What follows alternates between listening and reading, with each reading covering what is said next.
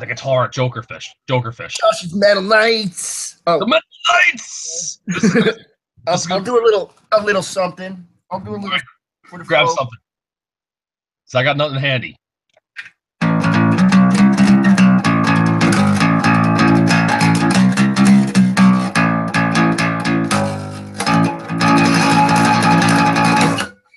Expose yourself to kids. There was a little interlude for everybody. Yeah, I'm not usually one playing. Somebody else needs to fucking do this once in a while. Sons of bitches. My quickest grab was the bass. It's because it's like right there. My quickest grab would have been a 6-string resonator. Or yeah, those guitars, you wouldn't hear them because they're not hooked up to amps. So yeah, I got my 2 acoustics right there. I got my Les Paul over there and my Strat over there. Oh, but I got them all over. We got the Axe guitar right there. We got what the fuck, the Machine Gun, and then an Ibanez right on top of it, 2-on-1. We got the fucking banjo with the 12-string on, or the resonator on top of it, 2-on-1. Fucking 12-string all the way over there. And that's just. You should play a show in Vegas with the Machine Gun guitar. The Machine Gun guitar smells like shit. Oh, okay. What the fuck's the matter with this thing? Are we all breaking out guitars? Yo, Joker in the house. We got the acoustics out tonight. It's gonna be Folk Mondays.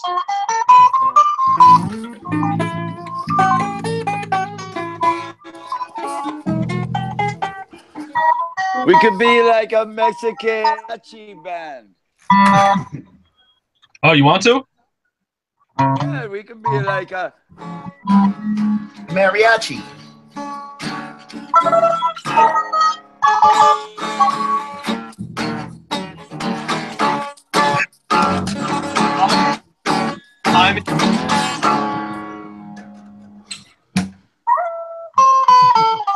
Or no.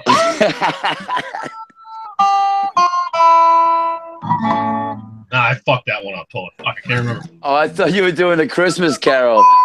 Nah, fuck. Why can't I remember that fucking scale? It sounds like a flute.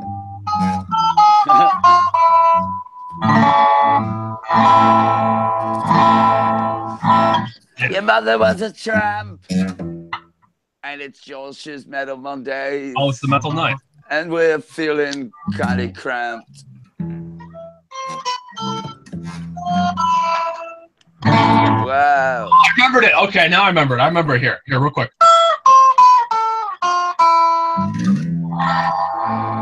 There we go. Now it's Mexican in here. Oh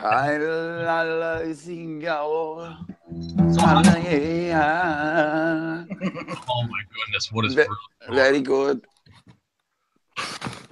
What is really going on here? Oh, fuck. This is just, oh, fuck. It's already a shit show. 2 minutes. Already, dude, the fucking 2 minutes in, we had 5 viewers at one point. Now we're back down to 2. Great. Right, real quick, I guess the topic for tonight, I made it, what concerts have you seen lately? Because that's all I got to talk about, because what I went and saw this weekend. It's going to be a little short show tonight. So, yeah, Friday night, man. We went and saw fucking Zach Sabbath. We got some vinyl. We got an autograph. Nice. And you got in trouble. Oh, we got in trouble? Oh, dude. There was fucking, at the Chance this weekend. I went to the Chance Friday and Sunday. There were fights at both shows. Nice. Oh, the natives getting restless. Playing drums. Was JP on drums? For who? For Zach Sabbath. It's the touring. I don't. Fuck. What's his name? JP. He's from fucking. Yeah. I know he said he was from LA. I can't remember his name. The fucking bass player. Bosco. He's not from LA. Yeah, he's not from LA. Oh, no, Blasco. Yeah, Joey C. From That's who's judge. Joey C. And Blasco. Uh-huh. Oh, the background band. They were some fucking good musicians. Did Zach have a rhythm guitar player with him? Yeah. Nope. Just him singing, him on guitar, bass player, and a drummer. It was so the old 3-piece. And a box to stand on. Yep. It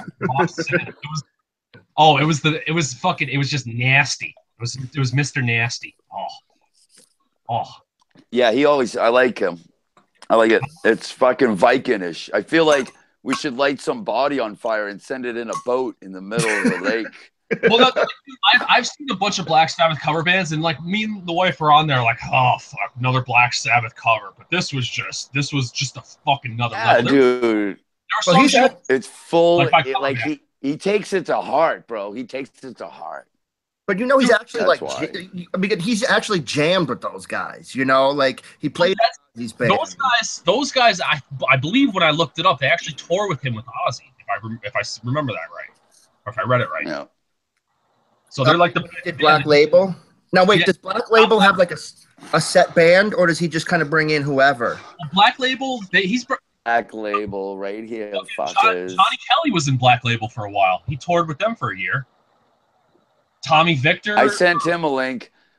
I sent Billy. I sent Bobby. I sent everyone a link. That would be great if everybody jumped on. That'd be hilarious. Yeah, that would be epic. Oh man, but fucking dude, But they're not. he walked into the crowd 2 times and for 20 minutes straight, just soloing, walking around the crowd. And dude, we came up to us. It was it's something you'll never fucking ever see again in your whole life. Standing right fucking next to you, just rip it. It was He's a big fucking guy too, man. nasty. Yeah, I mean, it's almost like seeing a homeless woman give birth on the alleyway. Dude, it was once in a lifetime. It was, you know. I had it like an instant fucking erection. So let me tell you about the fights real quick. On Friday night at the Zach Sabbath show, 2 guys were fighting, and the security guard was kind of a dick. He got one guy out, or another guy, and they're fighting. He's trying to get him out. The fucking security guard pushed the fucking guy into my wife. Like, just being a dick. He's like, get the fuck out of here, basically. Like, yelling him, but he pushed him into my fucking wife. Like, yeah, what's up with that? Yeah, fucking just assholes. And then fucking Sunday night, this one was really good. This guy, I've never seen bouncers not be able to get some guy off the floor. They were trying to drag him, and he somehow was able to grab concrete. I don't know how he did it. He's like a cat. He's like suction cups. He's got like suction cups on his hands. They ripped his shirt off. The one bouncer was holding his fucking ankle, and he was twisted. He says, "You fucking let go, or I'm breaking the motherfucker right now. I'm gonna break this motherfucker." And all these like little spine things came popping out of his back. It was like from the Marvel. T-Wom, you ever been in the Chance? Yes, I have. But that was a long time ago before it got revamped. There was never revamping. It looks like it did back in the fucking 1940s. So there, yeah. All right, cool. I thought it got fixed up. But no, it didn't get fixed up. They don't got money for that shit. Listen, I thought, when you walk into the Chance, there's a staircase to get into there. Yeah, there's like 4 or 5 steps you got to go up to get in there. And they're just fucking trying to drag this dude because he's somehow suction cupping. Oh, this was the most amazing thing I've ever seen in my whole life. It was fucking. Let me just take this dab and I'm going to finish that thought. all right. Yo, I got Super Joint coming up Saturday.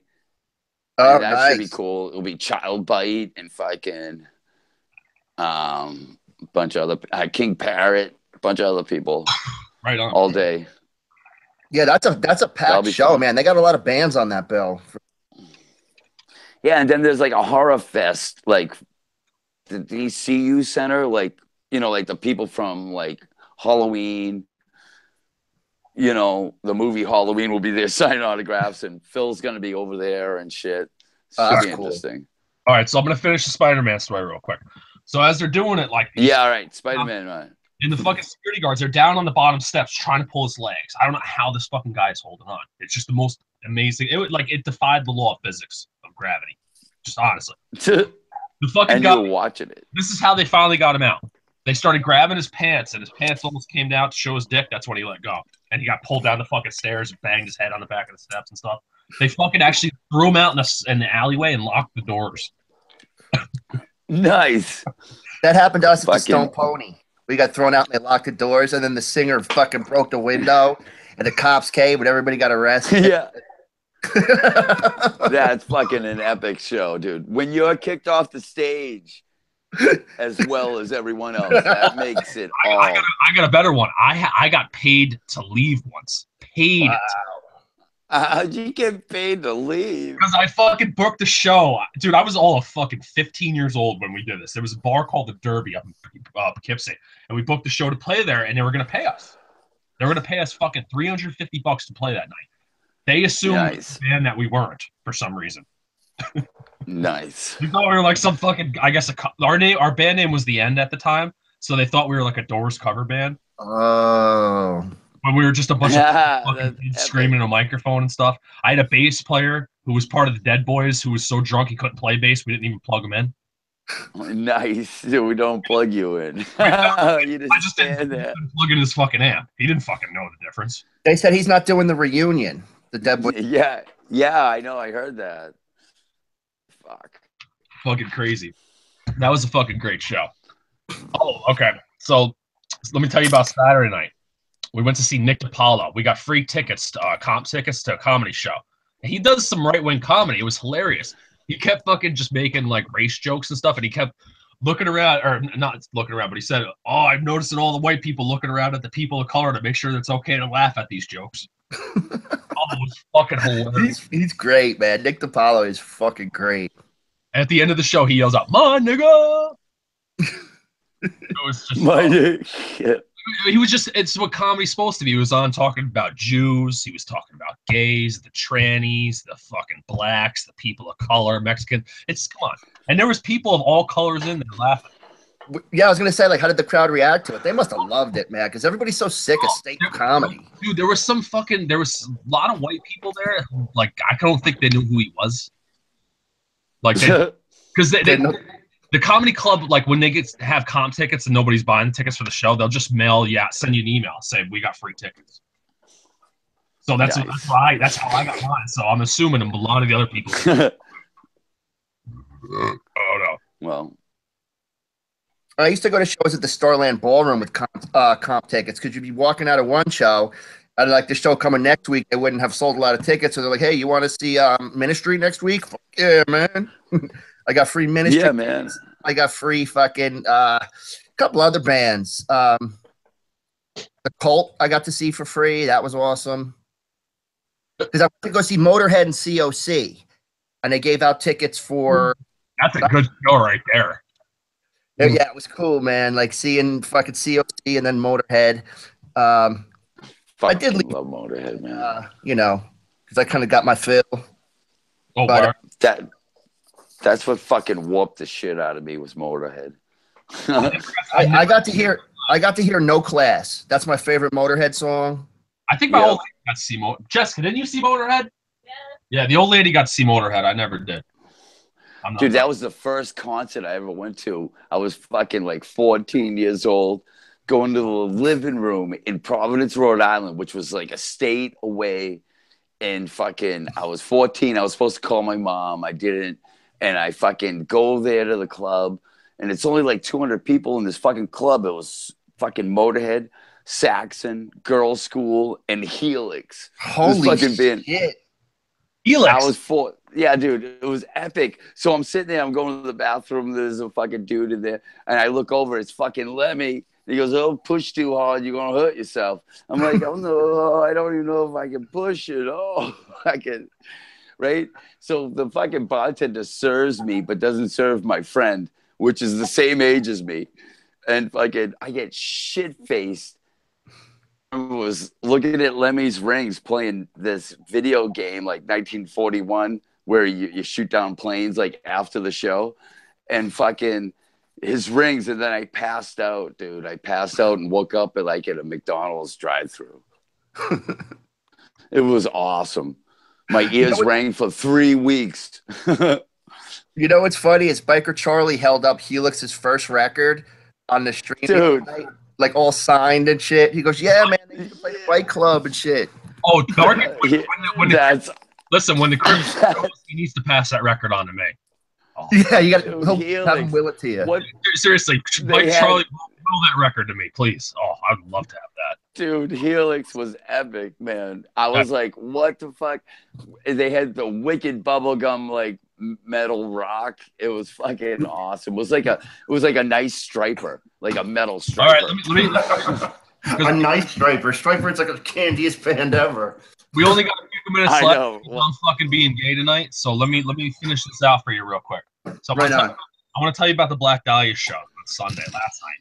Holy fuck. Yeah, let's hear about that. All right, so we got there. There was 2 bands we didn't see. We didn't get to see Necrot or fuck, what was the name of the other band? I can't remember the other name of the band. We caught the last part of Decrepit Birth. They were all right, nothing special. Suffocation. Yeah. I have mixed feelings on Suffocation. Very mixed feelings. I fucking hate their records. I do not like their records. I do not like the way the vocals sound on them. It's just I guess it's the production or whatever. But I love them live. They're fucking all live, dude. I think they're from New Hampshire. Dude, the whole fucking crowd seemed to be there for Suffocation because after Suffocation, shitload of people left. There was only like 150 fucking people at this event. Really? Zach Sabbath was completely sold out. There was balls to the wall. You couldn't move anywhere. It was fucking horrible. I hate those shows. Black Dahlia Murder and Suffocation, there was like, I would say 200 people there during Suffocation, and then maybe like 150, 175 during Black Dahlia. They didn't even open the upstairs. That's how fucking, there was nobody there. I was like, oh, wow. But they put on the performance as hard as That's right. There's an upstairs to that fucking place. I think I remember that. Is there a stage up there, or is it just like a bar or something? No, it's just upstairs. You can look down on the stage. Okay. There's a little bar area that if it's packed enough, they'll open the bar because people can't move. Yeah. Actually, saying Suffocation likes me. They know me. They're gonna be. Actually, fuck, I shouldn't have said that because I think they're gonna be on the show. You should do that. I think the singer's gonna. I'm gonna get the singer at the show, so I probably shouldn't have said that. But it's true. Dude, I think they're from fucking New Hampshire. No, they're from Long Island. Long Island band. What am I thinking of? Supplication. Maybe it's. Dude, Suffocation's been around for fucking. Yeah, but look up on the internet right now. Supplication in New Hampshire. I'm sure there'll be fucking one there. Did you say Sublication? No, Supplication. No, I'm saying SUCCOFAT. Oh yeah. Like when you take a pillow, and smush it in your wife's face. Yeah, I get it. Yeah, when you try to murder somebody. You know what I mean? Must be that New York fucking accent. Yeah. Oh yeah, fucking dude. But they played so hard, both bands. Like there was like 20,000 people there. The fucking energy they gave it. Oh my god, that's the sign of a true band, man. They don't care if there's one person there or fucking a million. They're gonna kill it every time. I'm gonna show you the shirt. Yep. We got some shirts. We got a Suffocation shirt, pretty cool, long sleeve. Nice. Can you see it? Yeah, man. Yeah. Okay. You can see very good. And the Black Dahlia shirt. Oh, this is gonna get me some really bad looks in the grocery store. This is good. We'll just put the main part. Yeah, that's perfect. That's a good one for the grocery store right there. Yeah. You can tell the naked chick in the middle. Yeah. She kind of got a little mini dick. Whoa. A mini dick. That's just a large clitoris. Yeah, uncircumcised. Look at that. Come on. Look at that. It's looking you right in the eye. Come on. No, it's not. Oh yeah. I gave away my Sam Hain Unholy Passion shirt, which was like kind of like the Misfit skull, kind of like the Marilyn Monroe Misfit skull, but with like a big bush and titties and shit. I used to wear that to play shows when I was skinny. You had to give it away. Yeah, I could my gut sticking out. Dude, you could be like the new millennials, fucking the way that they dress. That's in. But it was cool because Steve actually gave me the shirt from Sam Hain. So Joker, what show are you going to be going to? Come on, you got to go to some shows. I ain't going to a show. If I was going to go to a show, I would have. Nobody plays in Delaware. Really? Nah. I mean, they have like this place, the Queen, but nobody, no rock bands really play there. They're like soft. So. What's the closest venue to you? How far? Well, the closest, like Philly's about 45, 50 minutes away. And a lot of bands play Philly. Okay, that's not bad at all. The Damned was playing. I wanted to go see that. I don't think none of the homies, they all went to see him up in Jersey. Like, I would have met him at the show. I was going to drive up to the Stone Pony, but then I didn't want to have to drive all the way back and not have fun with some drinks and stuff. Yeah, I've been that's I've been go when I've been noticing because usually I go to concerts stone cold sober. I don't drink a goddamn thing. I don't have one sip of water. And that's no. I noticed at the COC Danzig show, I didn't enjoy myself as much because of that. So this weekend when I went to all the shows, I made sure I at least had a beer, and I enjoyed myself a lot better with at least one beer. Just that little bit of yourself, just that little. It just brings you right below that fucking thresh line right there. When you would play shows, were you sober or were you like? I wouldn't drink. I would fucking smoke weed. I took fucking mushrooms before a show once. I like to was drink sober a during the couple show. times. Usually I was fucking drunk, but a couple times I was sober, I think. I can't, like playing drunk for me. Like I record myself drunk, and it sounds shittier. Like I hear it the next day. I've recorded myself drunk. I just don't play as drunk. I think I sound Well, awful. see, you got to practice drunk and high, and then when you play drunk and high, it's. I do. I fucking play all the time. Like I just whenever I have 5 minutes, I just grab the guitar and just start fucking running scales. Well, our songs weren't, they're ABC punk rock. It wasn't like anything where you had to like think. See, Yeah, it's like really more like energy. It's more punk is energy. Yeah, it was all about like the performance. It wasn't about like the technical ability. Like, like where if you saw like a metal band, you want to hear the fucking leads like perfect. When you see like, you don't give a shit. See, that's what I've been fucking really, really fucking trying to practice really hard is fucking just doing that hard ripping solo stuff. Like just getting my fingers, like you got to get that dexterity up in your fingers. It takes a lot of practice to be able to. Yeah, to go like to do these arpeggios. Oh, But dude, in reality, fingers ache. I'm tired of that. I get tired of that so fast. I'm trying to challenge myself. I want to be able to play like that. Like Marzi, like I'd rather hear Marzi play. Like listen to fucking Marzi play and the way he fucking shreds. Like that's just like, oh yeah. He's unreal, man. He's fucking unreal. Like listening to shit like that makes me want to be a better guitar player. You know what I mean? I hear flamenco guitar players and I'm like blown away. Yeah, those guys. Flamenco guitar players are like, what the fuck? And they're just like, I love that shit.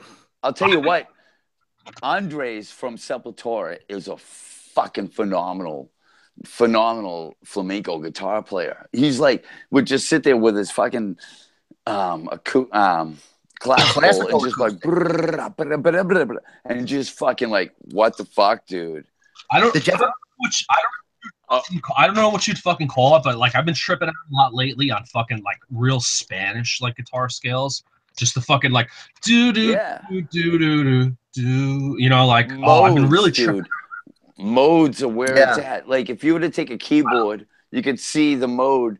Like a C in the key of C, you can go through all the modes, the 7 modes, fucking, and like you could see them clearly because there's no black keys. You see how like the A minor is in there, the D minor is in there, the fucking E Phrygian, like this Egyptian fucking shit.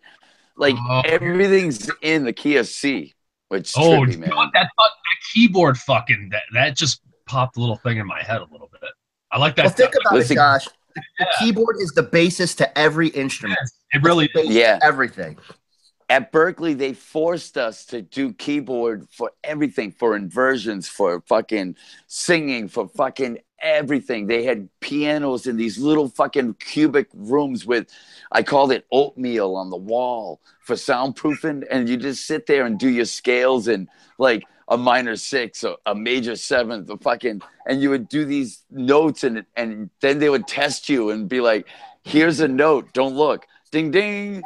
And you'd have to, man, that's a fucking major 6. I've never failed through any of that. All I've ever done was just play. Like I just fucking just sit there and dude, just try I love figure Berklee. Berklee was cool in a lot of fucking ways. Berklee was awesome, but in a lot of ways, it was stupid. But isn't that more of like it sets you up to be like a commercial musician, like Berklee, or a commercial like? No, it's theory, like jazz. It's improv. Listen, the more you can improv and I think present yourself on the moment is the best, because the better improv you are, I think is better than like a person who just sits there and the scales. I do scales. This is what I got. Check it out. Wow, that's phenomenal, dude. A million other guitar players do that. Do something that has feeling. Some of the simplest Talking things. shit about me right now. It's what? It shits the fuck out of me. Right now. Well, I used to Well, get a you lot. know what I mean. No, like I've been really like I've never I'm fucking 30, man. I've never tried to really get into theory until now in my life. I've never tried or just No, it's not even about theory. It's like understand theory and what's in theory, but you need to forget theory in order to move forward. But you need to know theory first to forget it. Right, but that's what I'm saying. You will never. No one really comprehend theory to the fullest. It's like a fucking Math equation. Jedi master, dude. That's Well, like it's like some. All right, But see, like that's what I do for like my work thing is math. So like I try to find a complete answer to everything. But like there in a way there is for theory. Once you have the fretboard there memorized, is no answer. See, theory is just a theory. oh, Is boundless. There is no fucking walls. Chromaticism fucking throws a wrench in the whole fucking system. Now you got like, oh, I'm supposed to be playing in this key, but all of a sudden this dude like Dimebag throws in like, what the fuck? That changes the world. You know what I mean? And fucking, let me throw this. Oh fuck! I forgot what I was gonna say. Goddamn. Oh yeah. Okay. Now I remember. When I was younger, and I was smoking a lot of pot back then. Like I don't do now, but not anymore. Yeah, right. No, but not at all. I always thought I always wondered in my head, would there ever be a time where there would ever be like in a sequence all notes like you really repeat yourself? You couldn't do like when songs would actually start repeating themselves completely. Does that make sense to you? Yeah. Repeat. You were kind of cutting out a little bit. When I was younger, I was like, I always wondered if, like, with songs, like, is it gonna be to a point where there's so many songs written that it's gonna start over again, and the people are just gonna. Dude, course, it man. has repeated and repeated and repeated and repeated over and over and over again, and it's the vocals. It's what brings the top end different. And it's the same fucking chords. Some songs today are 2-3 chords, bro, that have fucking been there forever. Some of the songs that I've been wanting to learn how to play for a while, and I've just been lazy and not learning how to play. I've been learning them lately. It's the easiest fucking shit. It sounds so complicated with fucking chords. It's just and the way a lot of people open tune and throw you off. You know what I mean? So you got the open tuning, and it's a little weird, and they're playing like full on. Let me give you one real quick. It was like I was playing what the fuck? COC Albatross. What is it? Yeah, that's open.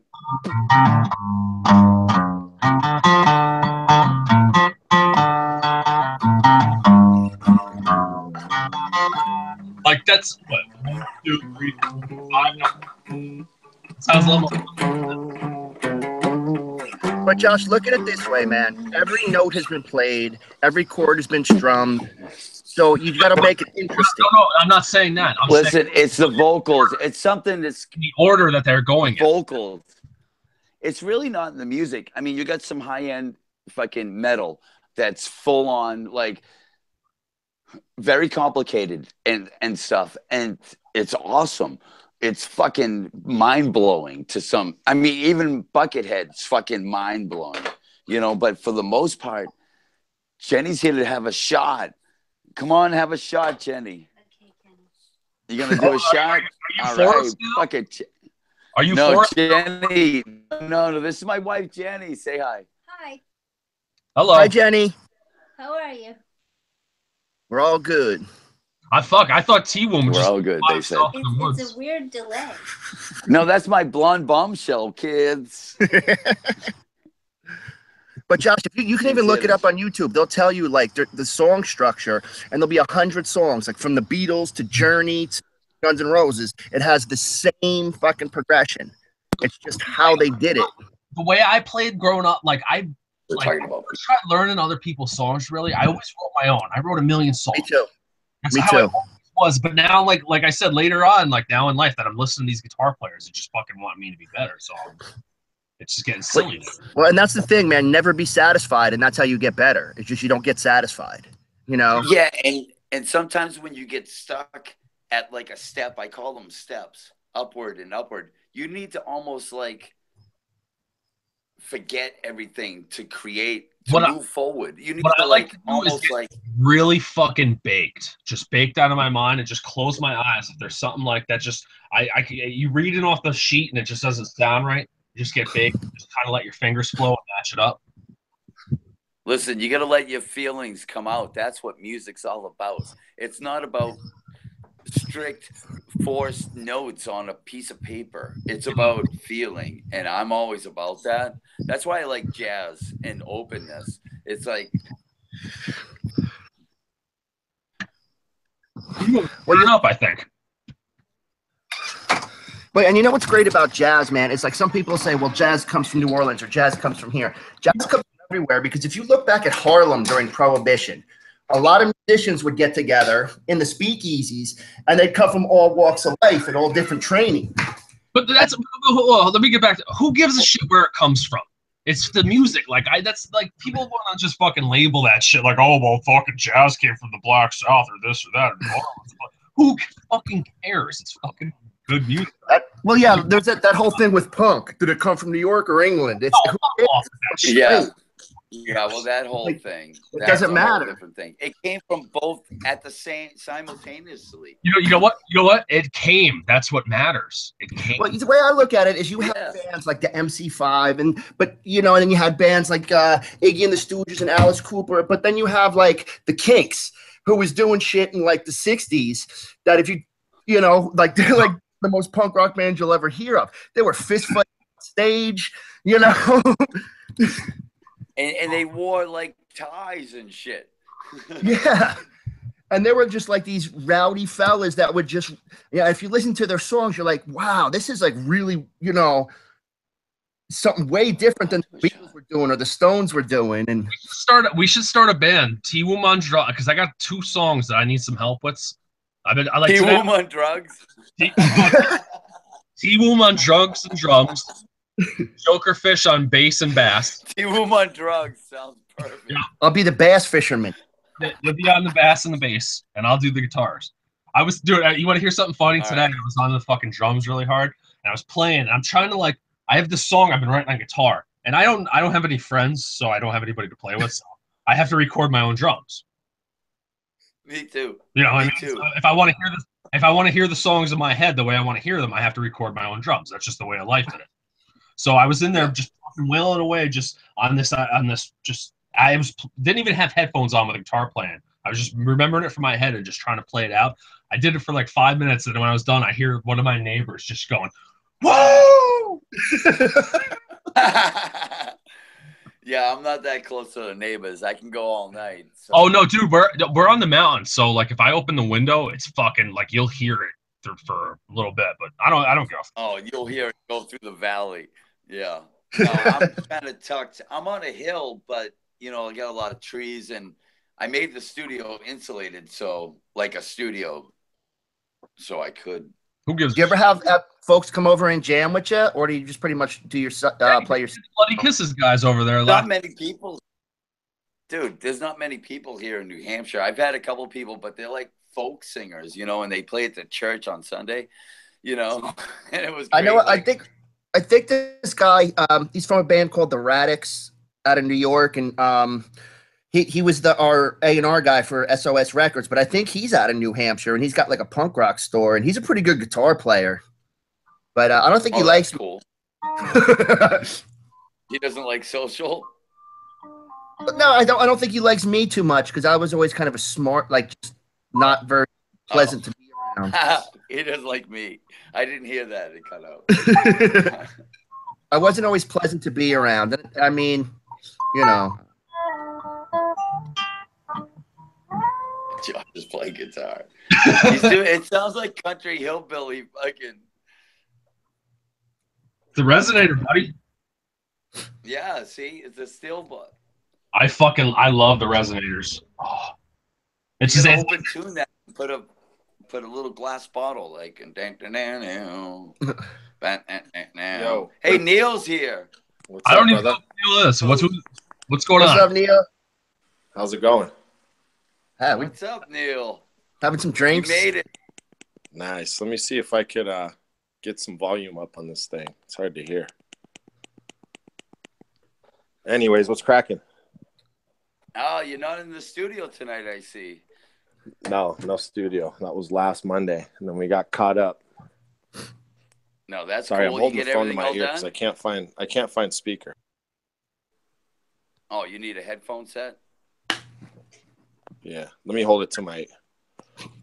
I'm new to this. Here you go. Yeah, I got it. I got it to my ear now. Cool. Yeah, so how's the recording going? Recording's going good, man. We finished up. We finished the final mix last Monday, and it's going to go to mastering this Wednesday and hopefully be done by Friday. Nice. Oh, That's yeah. a quick Nice. turnaround. Yeah, the dude who's mastering it, he's already listened to everything. He's got basically everything that he needs to do to the song already dialed in, because we basically sent them the parameters of three songs that were fully mixed. So now he's just got to run them through, and should only take him a couple days. And we still got to do artwork, and we're still in the process of putting the package together. So as far as the release of the record, we're still probably looking at like middle November. Still, though, that's not pretty quick, not a- though. Yeah, I mean, it feels like a long process because we've been at this record for over a year. Oh no shit. Yeah. So it's I've heard some of it. It's been Nice. definitely killer. I like some.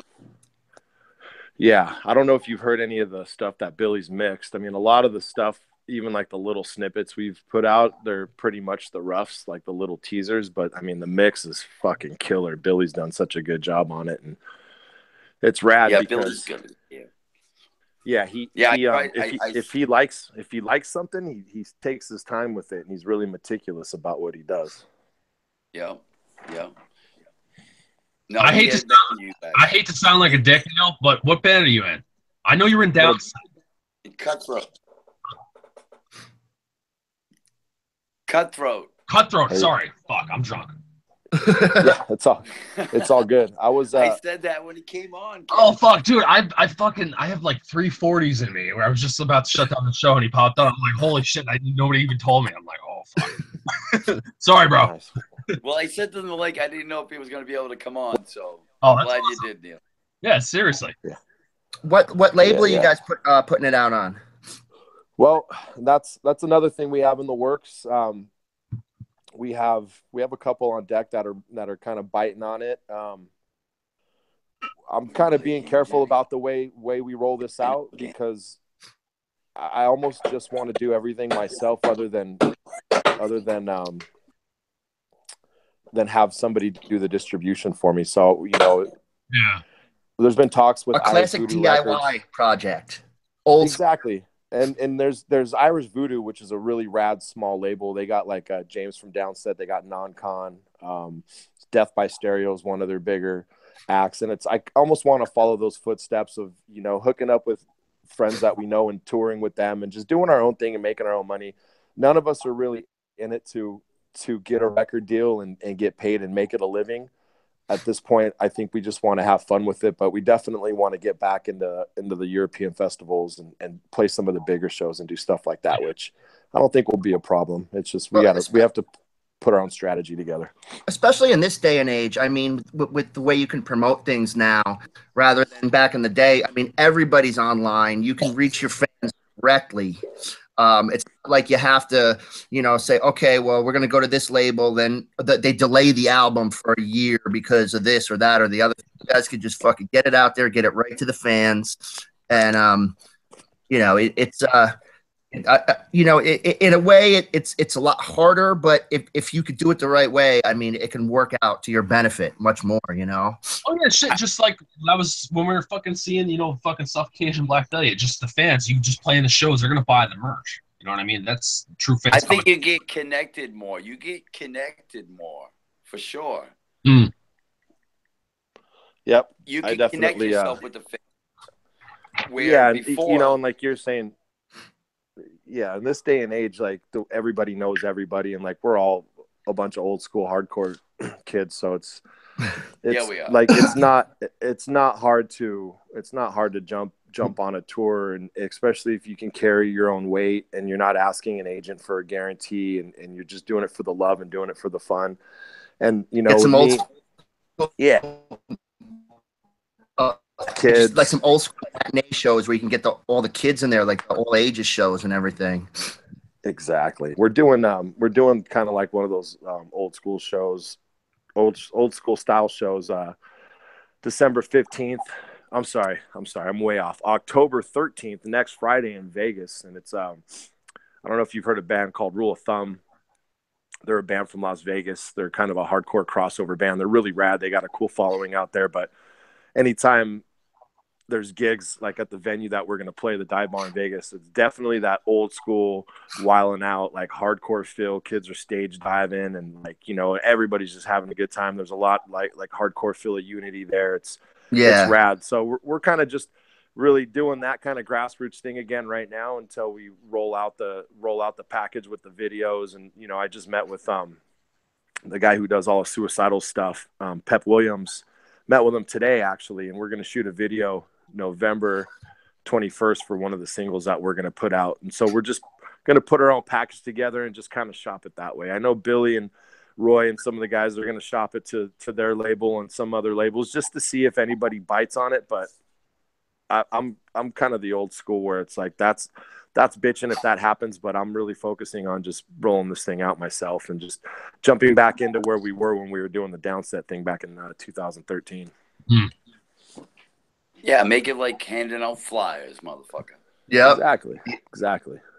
You know, like I remember, you know, like you'd be at like your local club or whatever, and just the flyers, you'd see flyers like, oh, like you know, I'm from New Jersey, so we had the Pipeline, and there'd be flyers like, oh, so and so's playing at CB's like tomorrow night. So then you go over to New York and you go to CB's, and then somebody's playing at Coney Island High. You know, and you just go to that show. And Exactly. you know, it's just that feel of like where just, you know, the band, you're just there to play and just have a great time and have the fans have a great time, and, you know, just everybody just kind of hangs out after the show, or, you know, it's just a lot of fun. Yeah. And I was rapping with somebody about it. We're talking to a friend of ours who works for Crimson Management. She's badass. She's an old school hardcore head. And we were talking about how it's kind of getting back to that again, to where it's like fans are going to shows just to go to shows and not necessarily going to like just support their buddy's band. It's like, oh, there's a hardcore show, and they may not even recognize 80% of the bands that are playing, but just because there's a show to go to, people are starting to show up for that again. And that's really where you start, where I remember, like back in the day, especially like in the West Coast with Beowulf, Suicidal Tendencies, Excel, a lot of those like Venice Beach, you know, Harbor area bands, where it's like you didn't care who was playing, but you know the show was going to be badass and it was going to be a lot of fun, so you went. Yeah, because it was just about the scene. It was just all about the scene, and you just go and you make buddies and you see bands, and you learn about them, and you learn about, you know, other bands through them, and that's just what I always loved about music, was that whole like no separation thing where, you know, there's still people that I've never even spoke to that I've seen at shows from 20 years ago that still go to the same shows I do. I always expect these people like to do like certain hardcore shows and stuff, or up here. It's crazy. What's the scene, Josh? Like the, you know, the whole scene, like you just like Neil was saying, you just, okay, there's a show tonight, let's go. Yep. It's cool to be able to bring that back, and then, you know, still be. I mean, I'm 40 years old, and still to be a part of it, and then, you know, have this rejuvenating feeling of being able to do it and roll out with something new and something badass, and to be working with guys like Billy and from Biohazard, and Roy from Downset, and Christian from Fear Factory, and all those dudes, and Sendog from Cypress. Like, that's just, to me, I'm like a kid again, being able to do all that. You know, it takes me out of the reality of life and back into, you know, the playground, so to speak. Yeah. You sang for Downset too, didn't you? What's that? You sang for Downset too, didn't you, for a little bit? Yeah, I did. I've been friends with some of those guys, you know, Chris Lee and Roy, for a while, and they were approached to do a tour, and they hit me up to be like a hired gun, to do a bunch of shows with them. And, we got the blessing from everybody and all the originals, and, they keep it respectful and, go have fun with it. And that's what we did, man. And then, they, Ray and Aries and those guys, got a wind under their sails again, and they wanted it to, carry on what we were doing. And they started doing that, and they did some US dates, and, it kind of put life back into a project that in my eyes should have never went away. Like, I grew up, Downset was like one of the reasons why I even got into hardcore music, from like being a rap head my whole life and then crossing over into hardcore. Downset was that bridge for me. And when I got asked to do that, I was like, are you fucking kidding me? Like, who's going to say no to that shit? Yeah, I knew those guys were special when they came on tour with Biohazard, man. I was like, oh man, these guys got something right here. 818. Yeah, man. Yeah, those are the homies, and that's the neighborhood. And I still hope, and I still bug Roy about all the originals getting, like, all the OG originals: Chris Lee, Roy Lozano, James, Aries, and Ray. And that magic, there's been different concoctions of Downset, but they've never had that original spark. I think if those guys were to get back into the studio, man, it would be fucking something special. That fucking first album, one of the best albums I've ever heard. Oh my God. Dude, yeah. Oh. Yeah. Just hear this. Just anger. And it's fucking great that you guys are still all homies, man. You guys are I all mean, tight. there was an awkward moment, maybe, I think, when we started really doing like the bigger festivals in Europe and stuff. I mean, and nothing from nobody directly, because I mean, I'm cool, really cool with James. He's a homie. We play shows with Non-Con all the time, and me and Aries are cool. Like, I mean, they're all homies. I just think it wasn't necessarily the band, but it was more the original fans, and we're all from the same area, and a lot of the OGs where we're from, and I'm sure it is the same way in New York and everywhere else. It's like the original's always the original, and nobody can ever really step in, especially a vocalist's shoes, with somebody who wrote all the songs and replace that person. So I knew it was a tall feat to do. Yeah. But I also knew, as long as people knew that we were doing it out of love for Downset, and most people did, doing it out of love for Downset, we're not trying to take over anything, that it would be well received. And it was, man. We played some fucking amazing shows, and the OG Downset fans were really receptive to it. But I mean, at this level now, I even told Roy, because he's doing his Power Flow thing, and he's a big reason why Cutthroat is what it is today, because he's shown so much interest, and he was the original guitar player in Cutthroat. But man, how dope would it fucking be if it was Downset and Cutthroat doing a tour? You know what I mean? Like, that would be the shit. That would be awesome. That would be fucking awesome. Yeah. So we'll see. So let's talk some hip hop real fast. What were you listening to before you got into the hardcore stuff?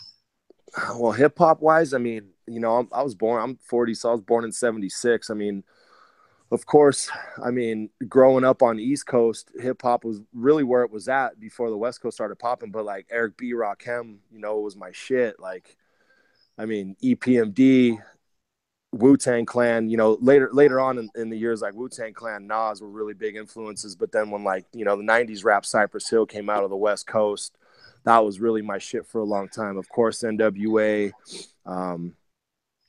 anything like no Pete Rock and CL Smooth in there. Come on. Dude, no, for real though. I mean, those are all my old school roots. I mean, we're talking about Biz Markie, Big Daddy Kane, fucking KRS-One, of course, Boogie Down Productions. Public Enemy, of course, man. I mean, like, I still got those guys on in my iTunes. I mean, like, there's so much. But I'm a 90s hip hop head, and then like once 1994, 1995 started hitting, like that's when I really started getting away from hip hop. I mean, I started getting into, like, it's funny, I'm a West Coast kid and I'm diehard California LA boy, but I mean, my roots in hip hop really started in New York with the New York hip hop, and then also my roots in hardcore, listening to like Agnostic Front was like the first big hardcore band that I got turned on to from my older brother, and I was just fucking wow. And then his younger brother Freddie came out with Madball, and then then I got into Biohazard and Saturday. Yeah, dude, like all the OGs, and then then I started listening to, you know, a lot of then I had a more open, receptive ear to that style of music, and then I started getting into Suicidal Tendencies, and then I started getting into bands like Excel, and then you know, Terror, Strife, and list goes on. But yeah, hip hop. If you listen to Cutthroat, you could tell hip hop is definitely my roots. Well, I always thought there was a good link between the hardcore bands and the hip hop bands, because especially in New York, the culture's kind of mixed. You know, back in the day, where you'd have a lot of the hardcore guys listening to the hip hop, and then the hip hop guys were like, "Yo, you know that shit you guys are doing is crazy," you know. And even going back to like Fab Five Freddy that would DJ at CBGBs and stuff like that, like when the Beastie Boys were still a hardcore band, and then you know. Just the way it mixed together was amazing. Yeah, and it's almost the same thing if you think about it. It's like, you know, the gypsy vibe of, you know, being from the Lower East Side, and like, you know, the hardcore kids who lived on the street, and they were fucking bangers in their own right, and they're, you know, they're fighting to survive, and like the real deal shit. And then hip hop's the same, comes from the same place. It might be a different borough, you know, on the East Coast, but it all comes from the same feel of coming up on the street and expressing yourself from the things that you see, versus like later rap where people are just glamorizing materialistic items. Like the OG shit was spoken from the heart, and it was from the street. It wasn't like any other genre of music. So there's a lot of strong ties between hip hop and hardcore, which for me, they go hand in hand. It's like listening to rapping over a hip hop beat and rapping over, you know, hardcore at a faster pace and like a different cadence is like almost basically the same to me. It's got the same, you know, rhythm feel. What do you think of the progression of the Beastie Boys, real quick, before we end this? Well, the Beastie as a hardcore, it's just the spectrum they started on and the spectrum they ended on. It's very Beastie Boys are hardcore. They are hardcore. They started hardcore and they morphed into rap, but they always had that hardcore feel about them. They played their own live raw instruments. Beastie Boys are probably my top 5. They're probably number 1, number 2. I mean, they were the epitome of the crossover of hardcore and hip hop. I think I was fucking 5 or 6 years old when I heard that Pollywog. Pollywog Stew EP? Yeah. That was fucked. Dude, I remember those guys covering like Gorilla Biscuits and fucking H2O and shit back in the day. It's just amazing the morph they fucking did from just how they played then, and just what is it, intergalactic, planetary, just how, I don't know, was it, you think they just ate a whole shitload of acid and just went that way maybe? Yeah, I think they just discovered their own feel and did their own thing, and you know, they really tapped into something that, I mean, I've heard anybody say, "Oh, I don't like the Beastie Boys. Oh, I don't like them." I've never heard anybody say that. No, and nobody can even come close to them, even if they tried to sound like the Beastie Boys, and people have. You can't replicate. You never sound like these bands. It's kind of like you'll never get another band to sound like Typo Negative. Like Typo Negative, fucking like. Yeah. How would you even describe that band? It's one of the, I can't even. Oh. Yeah. Those are the special ones when you can't describe them. It's awesome. I'm just listening today. I was fucking listening to a couple of their records today because I put one record on. I'm one of those weirdos. I want to listen to the whole album at a time. So once I hear one record, you throw the next one on and the next one. Just how their sounds change. If you listen to their first album and the last album they ended on. Yep. Evolution. Oh, love it. All right, boys. We're about at our time. So cool. Thanks for having me, man. I'd Neil, love to call back in. On, bud. It's great to talk to you. We're gonna have you on fucking next time when I'm actually fucking over and I can actually decent questions. So yeah, let's touch base. Let's touch base in a couple weeks after I email you guys some tracks, and you guys can, you know, give me a review on what you guys feel, and you know, and we could shoot back and forth, and then I'll have a lot more exciting information, you know, about shows and tours coming up. We're inking some deals now for that. Cool. Go live. Thanks a lot, Billy's man. Studio. Yeah, you know what? I will next time I'm there. I'll try to line it up on a Monday night so we could do that, and you could, you know, talk to all the boys. Awesome. oh yeah, For sure, brother. have a great night, boys. Brother. All right, cheers. Thanks for having me. All right, guys. Night. Bye. All right. Peace. All right. So what are we doing here? I don't know. I just threw up. You told me like you owe me a striptease, so I want to see that shirt come off. All right. You want to see my fucking hernia? As long as it won't get us kicked off of YouTube. Oh my goodness, what is going on here? What is really going on here? Look at that sticking on my belly. I gotta go get surgery. What the fuck is that? Do you got like an alien It's- growing out of you? I gotta go get surgery. Stupid. Whoa, was that like a bump popping out of you? Because it was real quick. No, what happened is where the incision was, when my intestines burst, Oh, the muscles didn't like fuse together. They separated, and that's my intestines sticking out. So cool. that is fucked. That is very fun. Like tonight, you win tonight's special moment. Thanks. Yeah. I feel better since I threw up. Well, that's good, dude. You probably should go to the doctor, man. No, I'm going Monday. Next Monday. Well, at least Yeah. put some Robitussin on it. Robitussin? Dude, fucking No. Robitussin. No. Robitussin heals everything. You got a fever, Robitussin. You got a sore throat, It Robitussin. doesn't even hurt. It doesn't even hurt, but it could burst again. So Well, it's whatever. gotta feel odd. It might not hurt, but it's gotta feel weird. It so mentally, it's there. I had a dream that it popped out like this huge, like fucking amount, like all my intestines, like through my stomach. It was weird, weird dream. Oh, don't you live in Bernie Sanders state? No, that's Vermont. Oh, okay. I was gonna say that's why you have that still on you. Yeah. All right, brother. Right? Yeah. All right, brother. We'll leave it at Have a that. good night, man. Peace. See you next week.